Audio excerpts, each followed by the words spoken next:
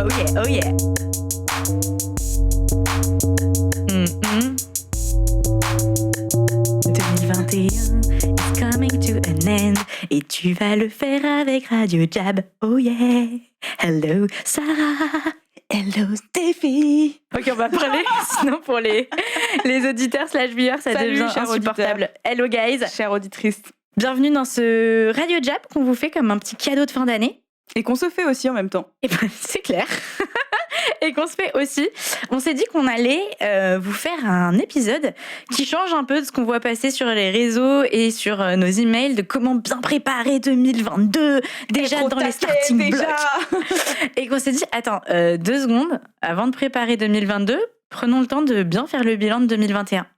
Avec Sarah, on s'est... Bon, déjà, de base, on aime bien faire ce genre de trucs, mais là, on s'est particulièrement nourri de matière. C'est clair. À chaque fois, ce qui nous a sauté aux yeux, c'est genre, on passe 1 seconde 12 sur genre, alors 2021, c'était quoi tes trucs bien ? Ok, et l'année prochaine ?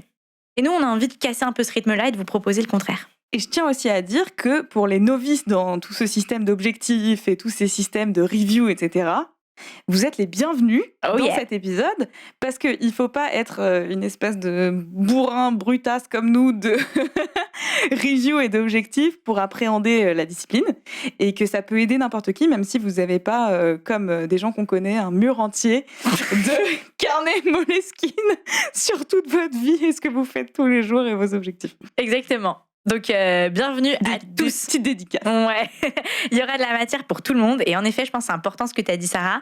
Nous, on est particulièrement au taquet sur ces trucs, donc on a des outils plus ou moins sophistiqués, mais on va essayer de donner des trucs hyper concrets dans cet épisode pour pouvoir faire une bonne revue de ton année, où que t'en sois dans ta life. Simple, puissant, rapide.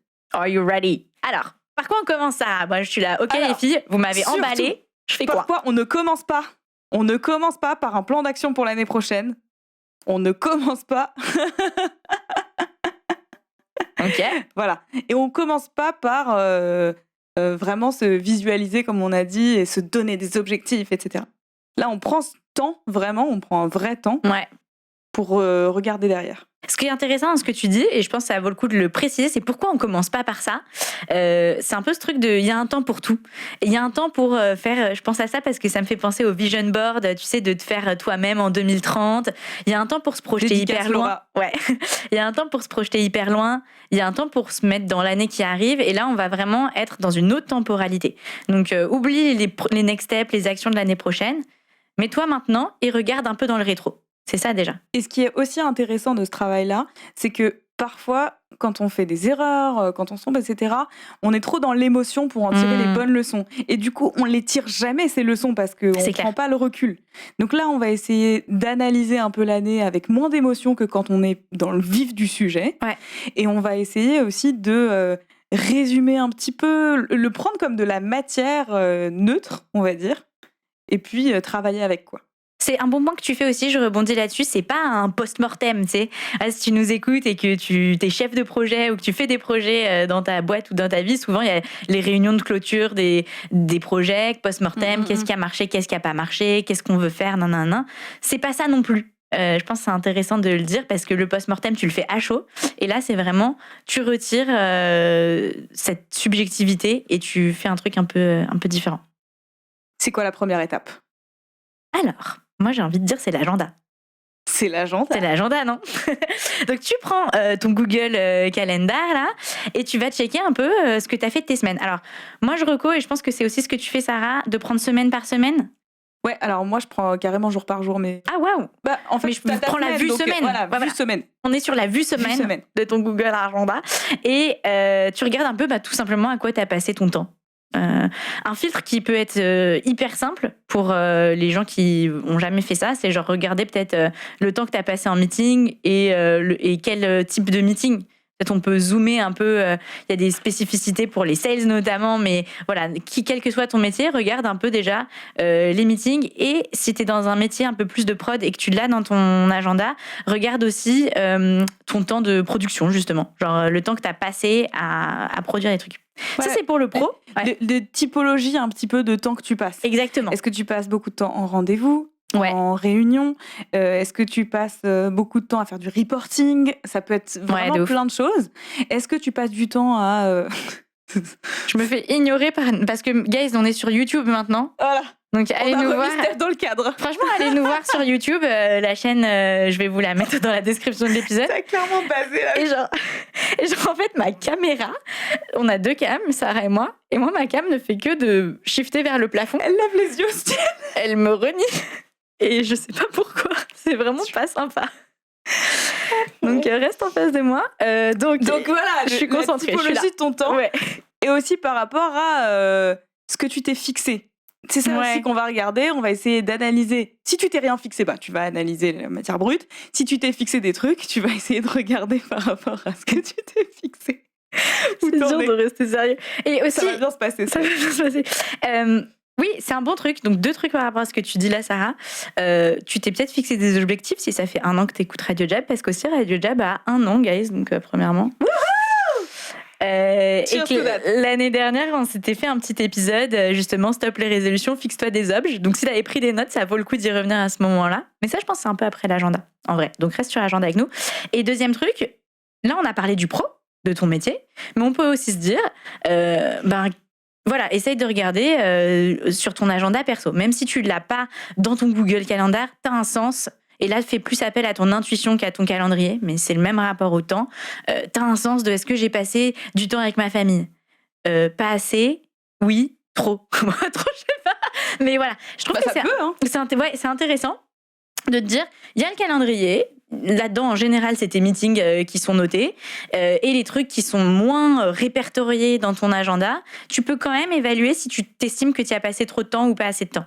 Et je pense que c'est intéressant de l'inclure aussi dans ta review de temps. Et quand tu regardes ton calendrier, tu vas aller chercher d'autres choses qui sont les excellentes périodes et les très mauvaises périodes. On analysera après pourquoi, mais juste à la limite de les surligner ou de les marquer en termes de date. Et tu vas aller chercher des grands événements ou des grands trucs que tu as fait, vécu, appris, etc. Et tu vas les noter dans un coin. On va analyser après le pourquoi du comment, mais déjà extraire toute cette matière de l'agenda, quoi. Yes. Donc, étape 1, t'as fait ta review, Google Calendar, agenda, ok cool. Qu'est-ce que je fais après? Ça peut prendre un peu de temps. Ça peut prendre un peu de temps. Et d'ailleurs, c'est un bon point que tu fais aussi, Sarah.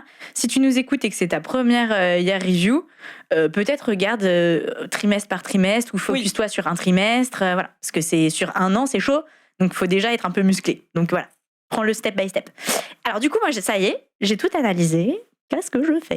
T'as tout noté pour l'instant. Ah oui. Et justement, j'ai pas spoilé. Analysé. Tu vas analyser. Tu vas digérer. Exact. Donc, digérer un peu les événements de l'année, c'est-à-dire déjà se dire de quoi je suis fière. Ouais. Qu'est-ce que j'ai vécu, réalisé, appris, dont je suis vraiment fière? Parce que souvent, on est la tête dans le guidon du quotidien, etc. Et on voit pas vraiment les progrès qu'on a fait. On est toujours en mode j'aurais voulu faire plus, j'aurais voulu faire ci, faire ça. Il y a tout ça que j'ai pas fait, et on voit plus ce qui est négatif et ce qu'on n'a pas fait que ce qu'on a vraiment fait. Et dont en fait on peut être fier. Donc c'est le moment ou jamais de prendre une pause et de te dire ah ouais, quand même, en fait j'en suis à ça de progrès. Et ça quand même c'est un truc qui va te nourrir, et aussi pour construire les objectifs de l'année prochaine, ça va permettre d'y aller avec sérénité et pas d'être en mode au début de l'année déjà éreinté je vais encore pas y arriver, je suis fatiguée, quoi. Donc on essaie de se ressourcer vraiment, et petit bénéfice d'à côté, quand on va te demander alors ton année au dîner de Noël, tu sauras enfin quoi répondre. Tu peux te la péter. Ça tombe bien que tu dis ça, parce que j'y réfléchissais depuis qu'on en a parlé en préparant l'épisode aux vertus de partager ça. Outre le fait de avoir l'air vraiment stylé, voilà. Mais je pense que c'est important de partager ces trucs-là. Et tu vois, je pensais au déjeuner. Nous, on vient de clôturer un déjeuner de célébration avec l'équipe. C'est notre tradition du vendredi. Et franchement, quand c'est bien fait et que tu sens qu'il y a vraiment eu un sens à partager ce dont tu es fier, c'est communicatif aux autres. Donc c'est pour toi, bien sûr, mais c'est aussi, je pense, à quel point ça va te faire kiffer au repas de famille, que ta famille te voit heureux, accompli dans ton métier, ta vie et tout. Et aussi pour toi, ça te remet une couche sur les histoires que tu te racontes, sur ton purpose dans la vie, à quel point t'es sur un chemin et tu choisis. Et tu peux le réorienter aussi. Parce que le truc qui est intéressant aussi, je fais une petite digression avant qu'on avance sur le deuxième point, mais je pensais aux objectifs. Parce qu'on disait tout à l'heure, on avait notre épisode sur les objets et tout, donc tu peux en fait prendre les trucs dont tu es fier et les comparer aux objets que tu avais en début d'année. Ça se trouve, il y en a certains que tu as explosé et ça fait partie des trucs dont tu es fier. Et ça se trouve, et ça, je sais qu'on va en parler dans les points suivants, mais il y a des trucs que tu n'as pas du tout fait ça. Et en fait, c'est OK. Tu vois, ça, parce que ton objectif a changé en cours de route, parce que tu t'es rendu compte que c'était peut-être pas un bon objectif. Et donc, juste le petit truc que je voulais dire avec ça, c'était que il faut pas oublier de comparer ce qu'on a réalisé par rapport à nos objets, pas dans un but de se flageller en disant « Ah, je suis nulle, je sais pas tenir un objectif et tout », ou tu vois, genre « Ah, j'ai pas atteint mon objectif », mais dans le but de aussi comprendre que les objectifs, c'est des outils que tu peux remanier, et en fait, parfois, t'as fait des trucs mieux, et tu sais, ce truc un peu dynamique de la vie. Mais c'est toujours important d'avoir une boussole, et une boussole, c'est quand même par rapport à un peu à un endroit où tu as envie d'aller. C'est clair ce que je raconte? Oui, si, c'est clair. C'est clair, et après, je sais pas comment dire, mais moi, ça m'arrive aussi parfois, au fur et à mesure de l'année, d'oublier d'où je voulais aller. Exactement, voilà, c'est exactement ça. Et ben voilà, c'est normal de sortir un peu du chemin une fois de temps en temps. Ouais. Et je pense que ça fait du bien de se remettre dedans. Ouais, exactement. Donc voilà, c'était juste pour dire ces deux petits points. Et tu sais, c'est un vrai mécanisme psychologique, ce truc de renforcement en partageant. Parce qu'en fait, plus tu vas partager un truc qui t'est arrivé, par exemple, une expérience positive, plus tu vas en parler, plus dans ton cerveau ça renforce l'expérience et ça reste comme un souvenir fort. Ouais. Tu vois ? Ouais. Et à l'inverse, plus tu parles d'un truc négatif, plus ça grandit. Ouais. Donc il y a un vrai mécanisme de renforcement quand tu parles de tes expériences à plus de gens et plus de fois. La fierté du collectif. Écoutez l'épisode. Ouais, vraiment. Petite minute pub. Minute de pub pour la pub. Épisode avec Augustin de Romanet sur la fierté du collectif. Incroyable. Mais voilà, je trouvais que c'était intéressant aussi de se dire, tu le fais pour toi, cette review, mais en fait, ça peut aussi non seulement donner de l'énergie aux gens autour de toi, et aussi encore plus te renforcer ta propre énergie. Donc, partage. Ensuite, donc, j'ai fait mes trucs dont je suis fière. Bam. Qu'est-ce que je regarde après ? Donc, maintenant, on va aller plus du côté où je suis un peu moins fière. Peut-être les erreurs que j'ai faites, ou en tout cas les trucs dont je suis pas fière du coup, ou je pense que j'aurais dû faire différemment peut-être, ou qui n'ont pas marché tout simplement, des trucs que j'ai essayé qui n'ont pas marché. Et c'est là où je vais prendre la matière de manière un peu brute et où je vais essayer de pas mettre trop d'ego. Parce que c'est ça le truc qui te permet pas de tirer les bonnes conclusions, c'est que soit dans un sens tu vas essayer de post-rationaliser et de te dire ah mais j'ai fait au max de ce que j'aurais pu faire et de toute façon ça sert à rien, j'aurais pas pu mieux faire, mais du coup t'apprends rien non plus. Soit tu vas t'auto-flageller et te dire je suis vraiment une merde, j'y arriverai pas, etc. Donc là on essaie de éloigner ces deux extrêmes. C'est pas facile, ouais. Et plutôt de te dire ok, c'est quoi les facteurs qui ont fait que j'ai pas réussi ou pas réussi autant que je voudrais.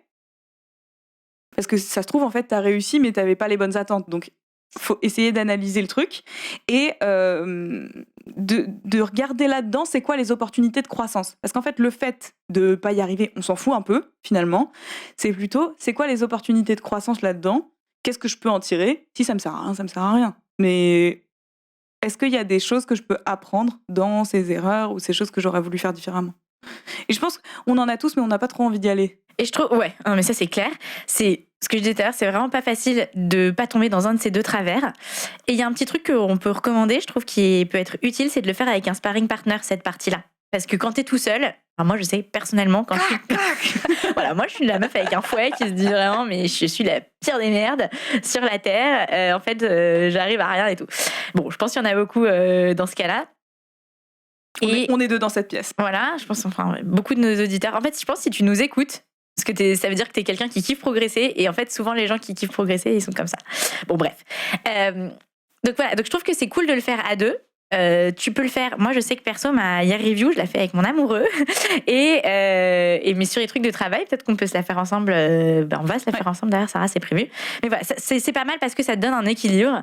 T'as la personne en face de toi qui dit stop de te flageller et qui peut aussi te dire, par exemple, sur des trucs où t'aider à analyser ou à mieux comprendre objectivement, tu vois. Ou peut-être aussi simplement à donner des idées parce que t'es extérieur, t'as pas l'émotion, tu dis il y a peut-être ça, il y a exactement. peut-être ce truc. Ouais. Voilà, faut le faire avec quelqu'un en qui t'as confiance et qui a pas de relation hiérarchique avec toi parce que sinon c'est biaisé. Ouais, non mais grave, c'est pas un year review entretien annuel avec ton manager, entendons-nous bien, tu vois. Je pense que c'est intéressant de le faire avec un collègue, même qui bosse pas avec toi dans la même équipe, nous on bosse ensemble. Mais voilà, c'est ce regard un peu bienveillant et en même temps aidant. Un petit peu challengeant. Un petit peu challengeant. Quand même, c'est de la guys. Pour bien aider. Alors, continuons. Ensuite, je dirais dernière étape de de ces 3 étapes, quoi. Qu'est-ce que tu es OK de complètement laisser tomber, laisser derrière toi à l'abandon et te dire ça ne me sert plus ce truc-là et ça me freine en fait.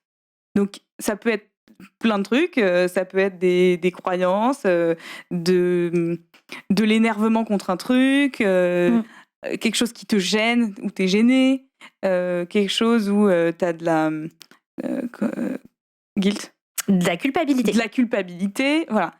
Et c'est des choses en général que tu gardes pendant longtemps parce que tu le questionnes pas trop. Là, l'idée, c'est de dire ça y est, c'est bon, j'arrête ce truc. Je t'ai entendu dire une fois, j'aimais bien la métaphore de c'est quoi les cailloux dans ton sac pour avancer. C'est vraiment ça. C'est un poids. Et je trouve que tu peux utiliser la partie d'avant pour faire ça.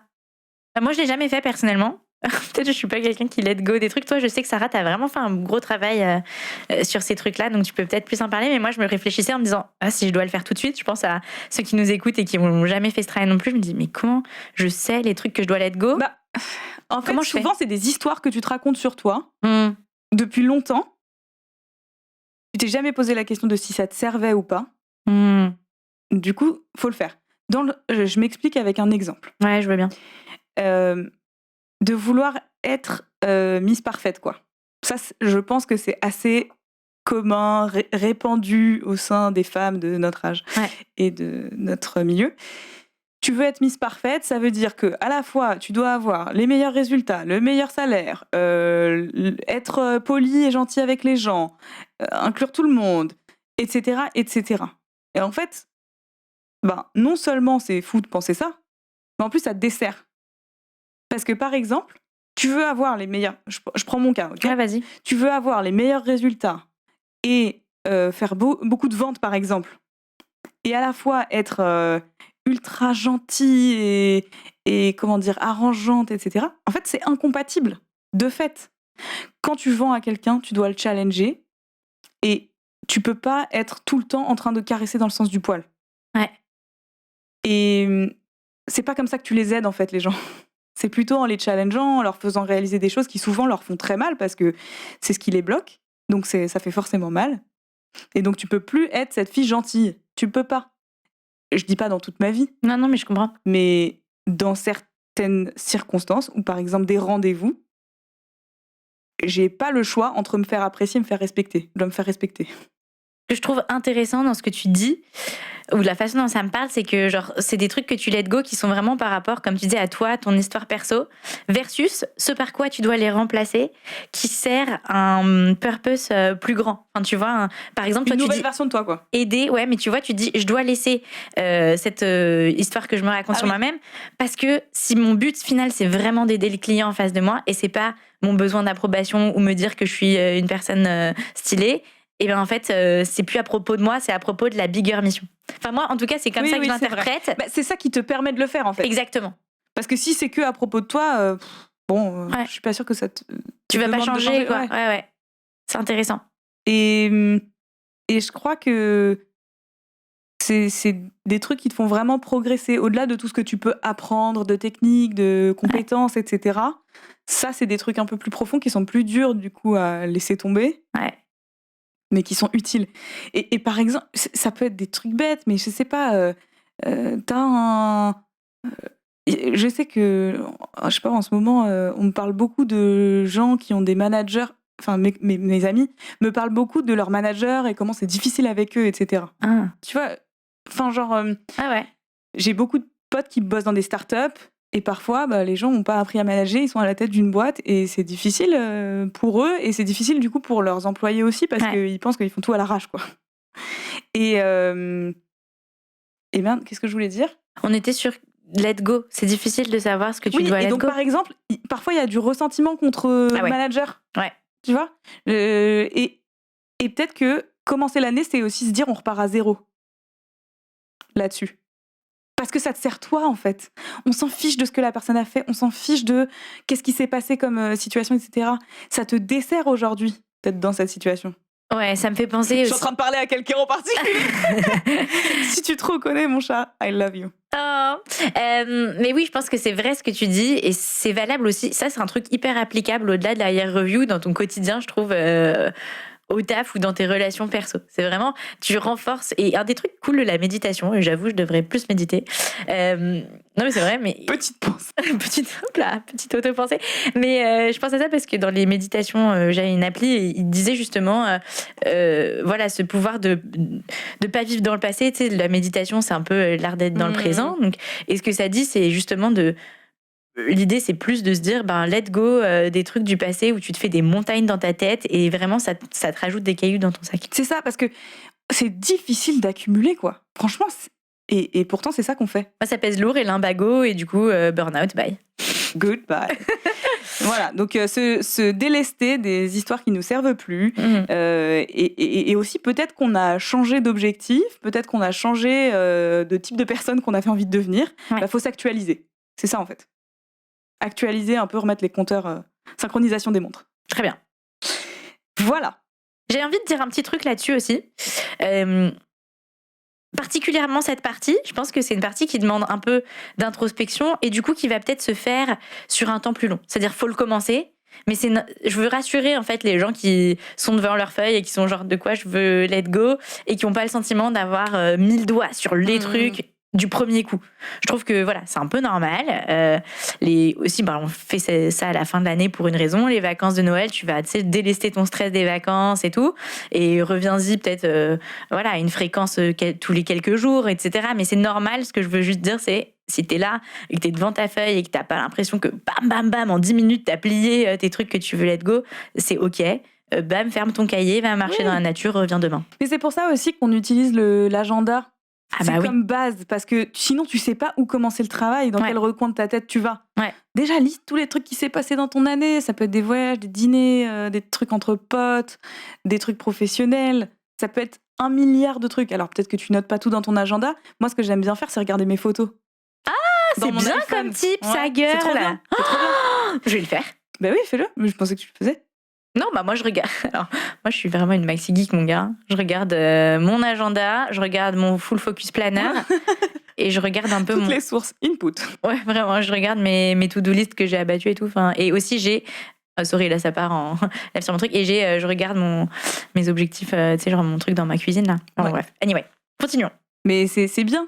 Mais les photos, c'est génial. Les photos, c'est trop bien parce qu'en plus, c'est évocateur d'émotions. Exactement. Mais c'est ça qui est génial. C'est que parfois, t'as oublié que t'as vécu un moment fort dans ton année et tu l'as dans ton fucking iPhone, quoi. C'est trop bien. Non, mais parce que l'agenda, c'est froid. Donc, tu peux analyser. Et le truc évocateur d'émotions, c'est puissant, les photos. Bravo. Donc voilà, tu peux aussi associer des moments d'agenda Google avec tes photos dans ton téléphone. Et ça, c'est le best du max. Ouais, c'est un moyen kiffant de le faire aussi, je trouve, cette revue. Et du coup, je les mets en favori, celles que je préfère. Bon, bienvenue dans nos vies. Du coup, tu parles au maxi geek de la year review. Du coup, je sais ce que je veux laisser tomber, les trucs qui me donnent du ressentiment, qui me font me sentir coupable. Qu'est-ce que je fais une fois que j'ai fait ça ? Déjà, c'est pas mal. Déjà t'es bien. Non, déjà, t'es pas mal. Et en fait, je pense que ce travail, il faut aussi le faire en plusieurs fois, comme tu disais. Ouais. Donc là, on donne les étapes dans cet ordre-là. Mais en fait, potentiellement, tu reviens au truc dont t'es fier, tu reviens... Et puis, tu le... Comment dire ? Tu fais un espèce de globi-boulga personnel de tous ces trucs-là. Parce qu'il faut que ça... En fait, il faut que vraiment tu digères tous ces trucs-là qu'on vient de se dire pour que ce soit sincère aussi ce que tu écris et que ce soit pas juste faire un travail sur une feuille. Que ce soit vécu, quoi. Exactement, je pense qu'il y a un travail un peu de digestion et moi je voulais proposer une petite dernière étape. Je t'en prie. Parce que là, voilà, comme on se l'est dit, je pense que le but, c'est pas du tout de te projeter dans tes objets de 2022 déjà. En revanche, je pense que tu auras peut-être, et tant mieux si tu l'as, à la sortie de ce process, des intentions, tu vois, des trucs qui commencent à émerger pour l'année prochaine et tu veux peut-être juste les noter. Et je trouvais que c'était cool de se dire, voilà, se laisser un petit peu d'espace à la fin de la review pour se dire, normalement, il y a un élan qui sort un peu de tout ça. Et tu auras envie de faire des trucs, d'écrire des trucs, de prioriser certains trucs. Donc, moi, je te propose juste 3 pistes pour noter les trucs qui émergent et que tu as envie de noter là avant d'attaquer tes objectifs 2022. C'est qu'est-ce qui te vient dans le cercle qui relève de l'être. Donc, qu'est-ce que ça veut dire être? C'est un peu ton domaine spirituel, émotionnel, etc. Et puis tes attitudes, la manière dont tu prends les choses. Voilà, exactement. Donc ce que tu disais, tu vois, sur l'expertise versus j'en ai marre d'être la nice girl, etc. Donc ce genre de choses-là. Ça peut être un peu plus spirituel et tout. Ça peut être aussi physique, ta santé. J'ai envie de me sentir mieux dans mon corps, en vitalité, etc. Donc voilà, boum, note ça. Et moi j'aime bien là-dessus des intentions. D'avoir des sortes d'intentions. Ouais. Plus que des objectifs sur ces trucs-là, plutôt des intentions de comment je voudrais me sentir. Exactement. Qu'est-ce que je voudrais ressentir aussi. Est-ce que je voudrais ressentir plus d'excitation, de joie, de sérénité, voilà, ce genre de trucs-là. Donc, Sarah, tu as très bien dit, attention, je le répète, c'est pas pour faire tes objets. Donc, si ton truc, c'est je veux me sentir plus dynamique dans mon corps, plus vivant et tout, tu t'arrêtes là, tu vas pas mettre je dois reprendre la course à pied. Non. Ensuite, non. Vraiment pas. Ensuite, le deuxième cercle, là, c'est le cercle des relations. Donc, ce qui est intéressant, c'est tes relations aux autres. Donc, le premier, c'était un peu plus sur toi, ton intériorité.